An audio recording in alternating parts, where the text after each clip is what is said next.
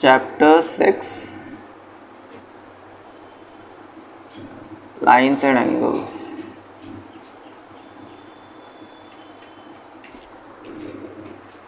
तो सबसे पहले अगर मैं चैप्टर की बात करूं तो चैप्टर 6 लाइन्स एंड एंगल्स, सबसे पहला जो वर्ड आ रहा है वो लाइन्स है। तो लाइन्स क्या होती हैं पहले ये समझना पड़ेगा, ठीक है, फिर एंगल्स समझेंगे, ठीक है। चैप्टर में बेसिकली दो चीज़ें घूमती रहेंगी हमारी, लाइन्स और एंगल्स घूमती रहेंगी। अब लाइन्स पर अगर हम आए तो लाइन्स दो तीन चीज़ें होती हैं, एक होती है लाइन, एक होती है लाइन सेगमेंट और एक होती है एंगल। एक क्या होता है एंगल, सॉरी गलत लिख दिया मैंने। एक होती है लाइन, एक होती है लाइन सेगमेंट, एक होती है रे। अब लाइन और लाइन सेगमेंट छोटे क्लास में पढ़ रखा है आप लोगों ने। लाइन वो होती है जिसको हम दोनों तरफ से कितना ही बढ़ा सकते हैं, मतलब इधर से भी आप कितना ही बढ़ा सकते हो, इधर से भी आप कितना ही बढ़ा सकते हो। बस मेरी नहीं आ रही है जो इसे हम कहते हैं कि इस दोनों तरफ ना ही यहाँ से एंड होगी, इसे इधर से भी कितना ही बढ़ा लो, इसे इधर से भी कितना ही बढ़ा लो, दोनों तरफ से, इसे क्या बोलेंगे हम लाइन। अच्छा, लाइन सेगमेंट क्या होती है? लाइन सेगमेंट वो इस तरीके से होती है कि दोनों तरफ जो है आप जितनी है, जो क्वेश्चन में दे रखा होता है 5 सेंटीमीटर, तो 5 सेंटीमीटर की लाइन, तो वो 5 सेंटीमीटर की लाइन सेगमेंट है। ना ही आप यहाँ से बढ़ा सकते हो ना ही इधर से बढ़ा सकते हो। बात समझ में आई? और ये जो पॉइंट ध्यान से देखो, यहाँ मैंने एरोज बनाए, एरोज को मतलब आप बढ़ा सकते हो, लेकिन यहाँ मैंने डॉट्स बनाए। ये डॉट्स जो है ये एंड पॉइंट्स है। क्या है ये? एंड पॉइंट्स है। बात समझ में आ गई? रे ऐसी लाइन जिसमें एक तरफ से हम बढ़ा सकते हैं, एक तरफ से नहीं बढ़ा सकते, तो हम कहेंगे एक तो एंड पॉइंट है और एक एक्सटेंडेड पॉइंट है, मतलब एक तरफ से बढ़ा सकते हैं। तो ये एरो वाला सिंबल जो है, एरो वाला साइन ये बता रहा है कि हम बढ़ा सकते हैं, और ये डॉट हमें बता रहा है कि यहाँ पे लाइन खत्म हो गई, इसका आगे नहीं बढ़ा सकते। बात समझ में आ गई? यहाँ तक लाइन दोनों तरफ से बढ़ा सकते हैं, लाइन सेगमेंट दोनों तरफ से नहीं बढ़ा सकते। ये थोड़ा अजीब सा लग रहा है, इसको मिटा देता हूँ मैं, ठीक है। कितने दो एंड पॉइंट्स होते हैं इसमें, 2 एंड पॉइंट्स, 1 और 2, इसमें 1 एंड पॉइंट। इसमें कितने एंड पॉइंट होते हैं? ठीक है, इससे में कोई परेशानी, ये पढ़ भी रखा होगा छोटे क्लास में। चलो इसके बाद आते हैं, अगर हम ये समझ में आ गया हो, ये जो लाइंस होती हैं, अगर मैं लाइंस की बात करूं, ठीक है, अगर मैं सबसे पहले बेसिक की बात करूं तो यहाँ पे देखो, ये जो लाइन है, कोई भी लाइन है, ये लाइन है या कोई भी है, पहले इसको मैं रफ कर देता हूँ।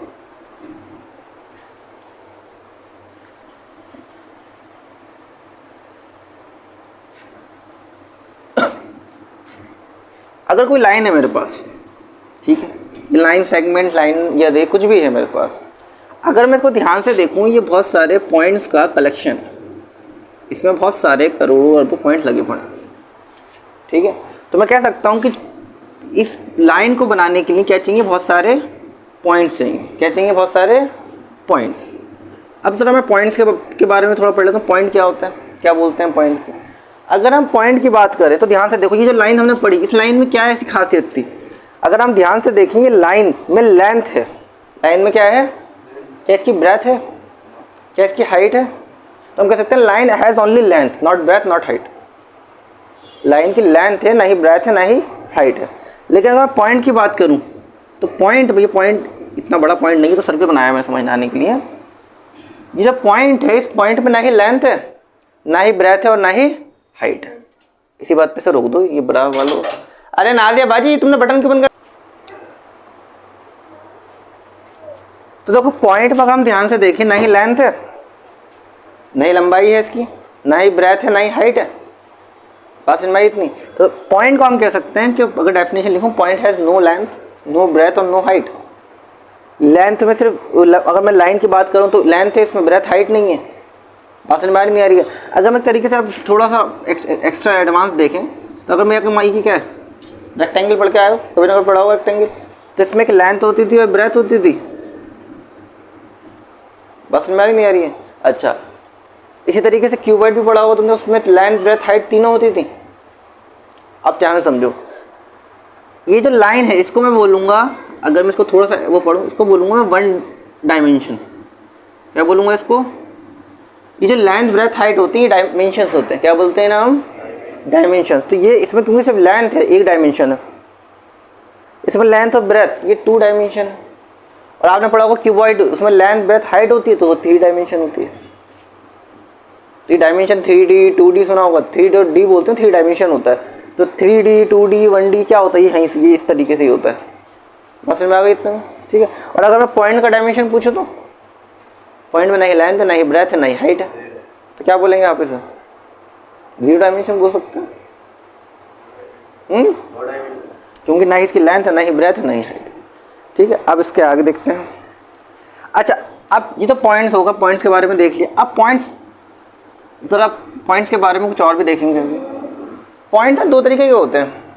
अगर मैं पॉइंट्स की बात करूं तो जैसे ध्यान से देखो, मान लो ये पॉइंट्स हैं, ये 3 पॉइंट्स हैं।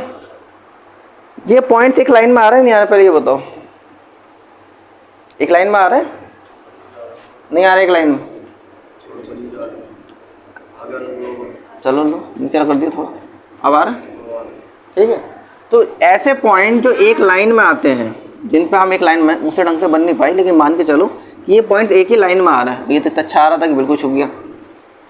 तो ऐसे पॉइंट जो स्ट्रेट लाइन में आए उनको बोलते हैं कोलिनियर पॉइंट्स। क्या बोलते हैं? Collinear points. क्या बोलते हैं? ऐसे पॉइंट्स जो स्ट्रेट लाइन में आए उन्हें क्या बोलेंगे? Collinear points. और ऐसे पॉइंट जो स्ट्रेट लाइन में ना आए, जैसे स्ट्रेट लाइन में आ रहा है नहीं आ रहा है, तो उन्हें क्या बोलेंगे? Non collinear points. क्या बोलेंगे? Non collinear point. ठीक है। अच्छा, एक चीज समझने वाली और है, 2 पॉइंट्स, ध्यान से समझो, 2 पॉइंट्स हमेशा कोलिनियर होंगे।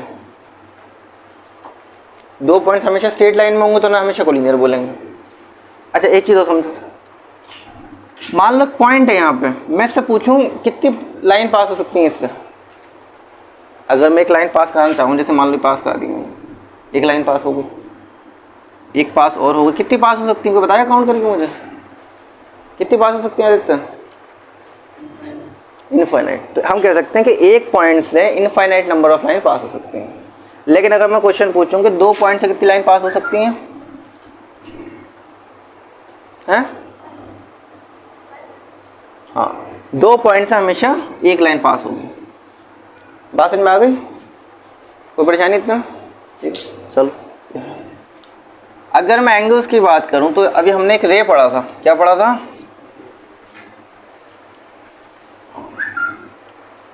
रे पढ़ा है हमने। रे कैसी होती है? ऐसे रे होती है, एक एंड पॉइंट, एक्सटेंडेड पॉइंट। मैंने क्या करा, 2 रे पकड़ी, 2 रे पकड़ी और दोनों रे के एंड पॉइंट्स को मिला दिया। ये रे थी, मैंने ऐसे मिला दिया, बस में नहीं आई।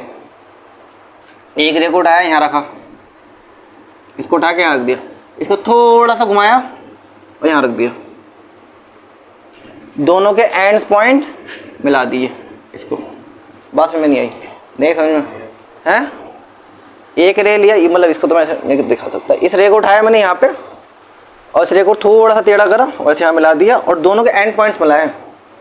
तो ये जो बीच, इन 2 के रे के जो बीच का एरिया है, इसको हम अगर नापना चाहते हैं तो वो हम किससे नापेंगे? एंगल से नापेंगे। किससे नापेंगे?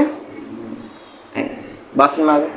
अगर एंगल की बात है, एंगल की डेफिनेशन आएगी तो आप बताओगे दोनों रेस के हम एंड पॉइंट्स को मिलाएंगे और उनके बीच का जो एरिया होगा उसे हम एंगल बोलते हैं। ठीक है। अब एंगल तो समझ में आगे कैसे बनता है। अब एंगल कितने टाइप्स के होते हैं ये समझने वाली चीज़ है। एंगल बहुत सारे टाइप्स के होते हैं आपके, तो एंगल टाइप्स का देख लो पहले, ठीक है। तो देखो, एंगल के अगर मैं टाइप्स पे आऊँ, सबसे पहले होते हैं हमारे एक्यूट एंगल।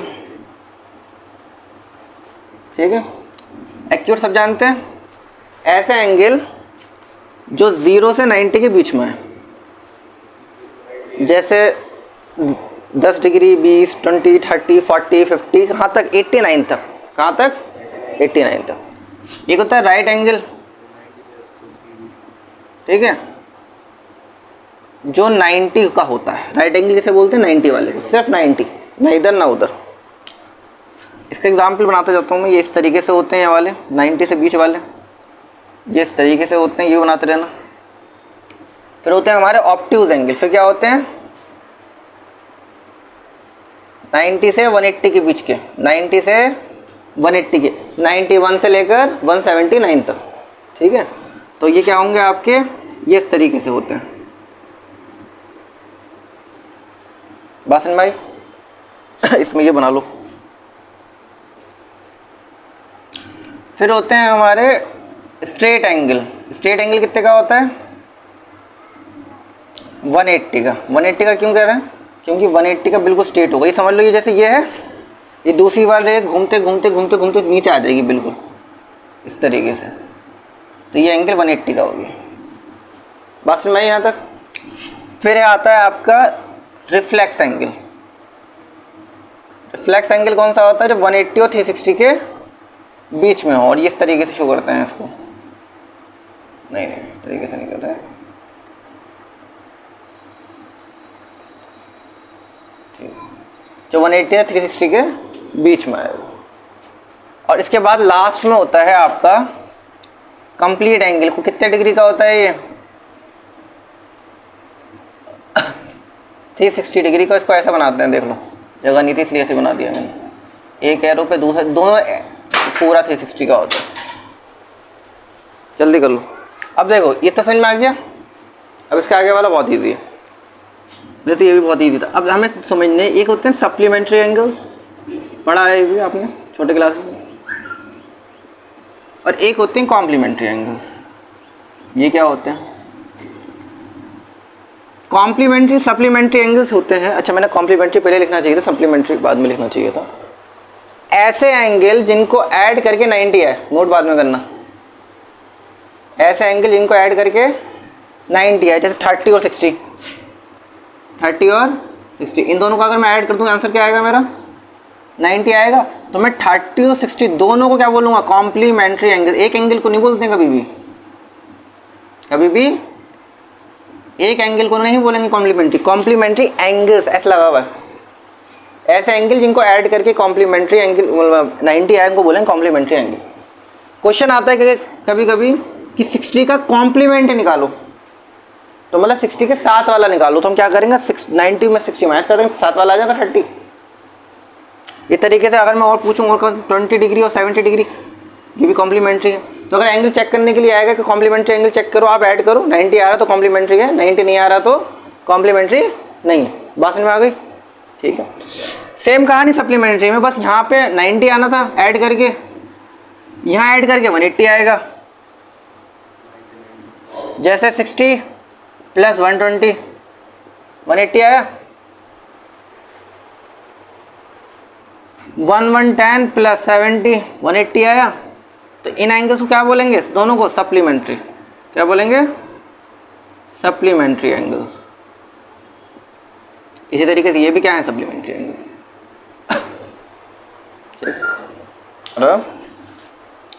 आगे हमें पढ़ना है एडजेसेंट एंगल्स। अगर मैं सिंपल कहूँ एडजेसेंट एंगल्स क्या होते हैं, मैंने कहता हूँ पड़ोसी वाले एंगल। कौन से वाले?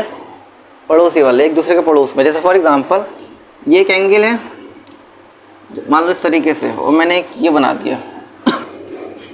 तो ध्यान से देखो, यहाँ दो एंगल बन रहा है, एक ये एक एंगल ये बन रहा है, एंगल ये बन रहा है। ये दोनों पड़ोस में नहीं है, तो ऐसे एंगल को बोलते हैं एडजेसेंट एंगल्स।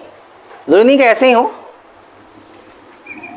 अगर मैं ऐसे बनाऊं अब बीच में मैंने एक रे बना दी, तो ये एंगल भी क्या है? पड़ोसी वाले ही। पड़ोस में कौन होता है? जिसके बीच में और आपके बीच में एक दीवार हो।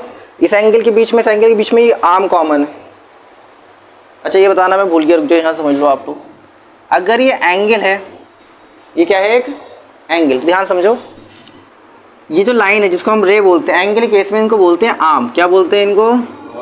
आर्म। एक आर्म ये है, एक आर्म ये है, और ये जो पॉइंट जिस पर दोनों एंड पॉइंट्स मिले थे, इसको बोलते हैं वर्टेक्स। क्या बोलते हैं इसको? वर्टेक्स। मैं बताना भूल गया था। अब देखो ये आपका एंगल है, तो इसमें ध्यान से देखो एडजेसेंट एंगल्स में एक जो आर्म है, इधर देखो सामने, ये आर्म दोनों एंगल में कॉमन रहेगी। ये आर्म इसमें भी, ये आर्म इसमें भी। जैसे एक दीवार होती है, वो उसकी घर में भी आ रही होती है, हमारे घर में भी आ रही होती है, पड़ोसी के घर में भी। ऐसा होता नहीं होता? तो इसी तरीके से ये फिर हम, जैसे ये दीवार है, ये दीवार हमारे उसमें भी है, पीछे वालों के लिए भी वो दीवार है, जब तो पड़ोसी कहलाएंगे। तो वही कहानी है कि ये जो आर्म है, ये इस एंगल में भी आ रही है और इस एंगल में भी आ रही है। बात समझ में आ गई? ठीक है। इसी तरीके से जो आपका ये वर्टेक्स है, ये भी दोनों में आएगा। कोई परेशानी? तो एडजेसेंट एंगल्स वो होते हैं जिसमें एक तो आर्म कॉमन है और एक पॉइंट भी कॉमन आना चाहिए। इसमें तो ये आर्म दोनों में कॉमन आ रही हो, ये पॉइंट भी दोनों में कॉमन आ रही है। ठीक है, चलो नोट करो, ये स्टेटस लगा हुआ था। चलो लीनियर पेयर एंगल देखो,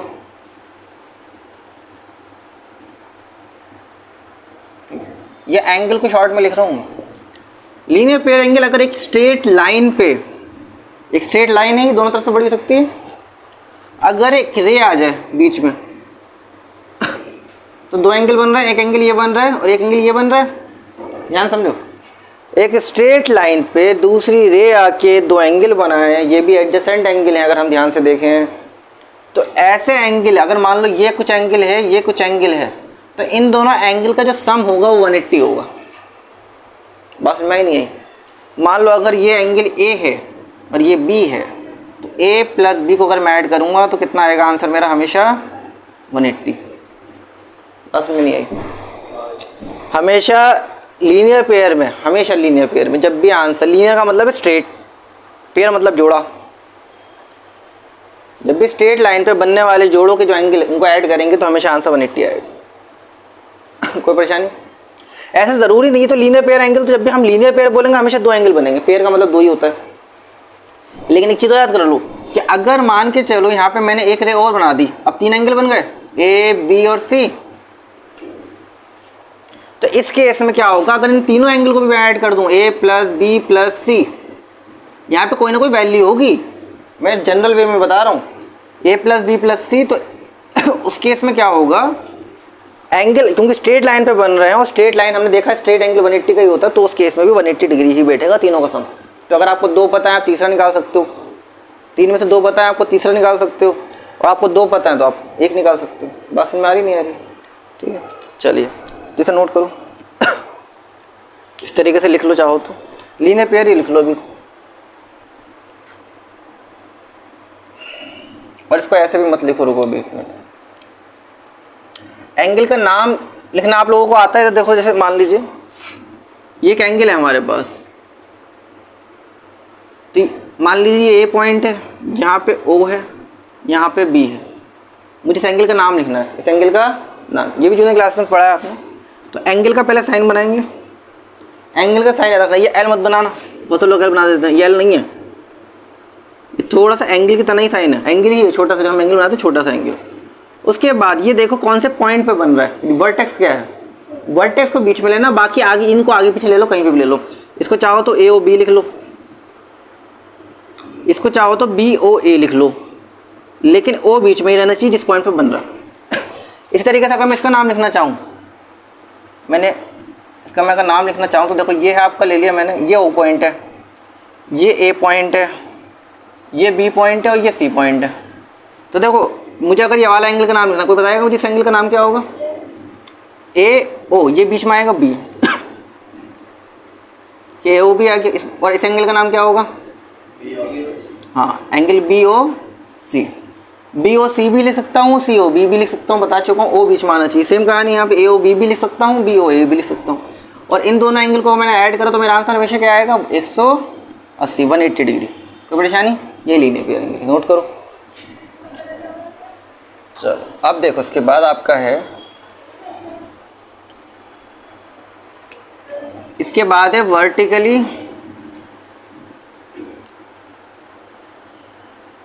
अपोजिट एंगल। ये बहुत इजी, जब भी कोई दो लाइन आपस में एक दूसरे को काटें, जिनको हम इंटरसेक्टिंग लाइंस भी बोलते हैं, आगे पढ़ेंगे इंटरसेक्टिंग लाइंस भी। जब भी दो लाइंस आपस में इस तरीके से काटें, तो जो एंगल आमने सामने, जिसमें चार एंगल बन रहे हैं, एक एंगल ये, एक एंगल ये, एक एंगल ये, एक एंगल ये, तो ये चारों एंगल जो बन रहे हैं इनमें अपोजिट, ये सामने वाला एंगल जो है, ये एंगल बराबर क्या होंगे? एंगल इक्वल होंगे। मान लो अगर ये 80 डिग्री का है, ये 90 का है, तो ये भी क्या होगा? 90 का होगा। या फिर मैं कह सकता हूँ, मान लो अगर ये 80 का है, ये मान लो ये 110 का है, तो ये भी 110 का होगा। ये 50 का है तो ये भी 50 का, ये 60 का है तो ये भी 60 का। इसी तरीके से अगर मान लो ये 70 डिग्री का है तो ये भी 70 डिग्री का होगा। आमने सामने, जिसको हम अपोजिट बोल सकते हैं। तो जब अपोजिट एंगल होंगे बराबर होंगे, इसके इक्वल ये होगा, इसके इक्वल ये होगा। बात समझ में आ गई नहीं आपको? ठीक है। तो वर्टिकली अपोजिट एंगल में एंगल जो होते हैं वो इक्वल होते हैं। अब मैं इनको जनरल वे में अगर लिखना चाहूँ, मान लो मैंने इनका नाम ऐसे रख दिए, इसको मैंने ए रखा, इसको मैंने बी रखा, इसको मैंने सी रखा, इसको मैंने डी रख दिया, ठीक है। तो अब देखो ए किसके बराबर होगा, एंगल ए किसके बराबर होगा, एंगल सी के, और एंगल बी किसके बराबर होगा, एंगल डी के, ठीक है। और एक चीज़ और भी समझ लो, अगर मैं इनको छुपा लूँ तो ये दोनों एंगल कौन सा बन रहा है, ध्यान से देखो, टेढ़ा गर्दन टेढ़ी करो, ये तुम्हारे क्या लीनियर पेयर एंगल बन रहा है, स्ट्रेट लाइन पे दूसरी रे बना रही है तो अगर आप इसको ऐसे देखो तो लीनियर पेयर एंगल बन रहा है। इस तरीके से ये भी लीनियर पेयर है, ये भी लीनियर। चलो ये बात की चीज़ अभी समझ लो, इसको नुकता करो। अब जरा हम लाइंस के बारे में थोड़ा सा पढ़ेंगे, पेयर ऑफ लाइंस के बारे में। हमारे पास दो तरीके की पेयर ऑफ लाइंस होती हैं, मतलब लाइंस दो तरीके से होती है, मतलब जैसे अभी समझाता हूँ। जैसे मान लो हो सकता है कि दो लाइन अगर हैं, लाइंस की बात कर रहे हैं, तो हो सकता है वो दो पैरेलल हो। पैरेलल बोलते हैं ऐसी लाइन जो कभी भी आगे जाके ना मिले। कौन सी लाइन है, पैरेलल लाइंस। ऐसी लाइन दो ही हो, तीन भी हो सकती हैं। ऐसी लाइन जिन्हें आप आगे इधर भी कितना ही बढ़ा दो, पीछे भी कितना ही बढ़ा दो, कभी मिलेंगी नहीं। फॉर एग्जाम्पल आपकी कॉपी में जो लाइन्स हैं वो पैरेलल है, जो रेल्स होती हैं उनमें इतनी भी लाइन्स होती हैं वो कभी नहीं मिलती, पैरेलल होती हैं। बात समझ में आ रही नहीं आ रही?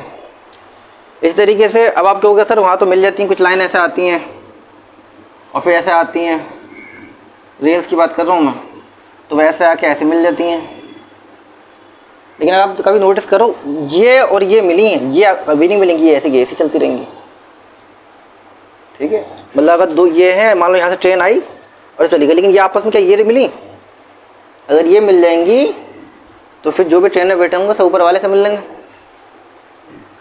और वो अच्छा नहीं है। हाँ अभी ये वो तो अलग वो था, वो जो वहाँ मतलब था इसी से रिलेटेड ही। पैरेलल लाइंस जो हैं आपकी, ऐसी लाइन जिन्हें आप इधर पे आगे भी कितना बढ़ा दो, पीछे भी कितना बढ़ा दो, ये कभी नहीं मिलेंगी। इंटरसेक्टिंग लाइंस क्या होती हैं? इंटरसेक्टिंग लाइंस होती हैं आपकी ऐसी लाइंस जो मिले।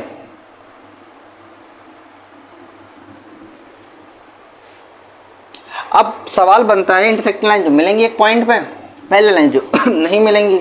अब मैं आपसे पूछूं कि ये जो दो लाइनें बनाई मैंने इस तरीके से, अब ये बताओ ये पैरेलल हैं या इंटरसेक्टिंग है? आखिर क्या है?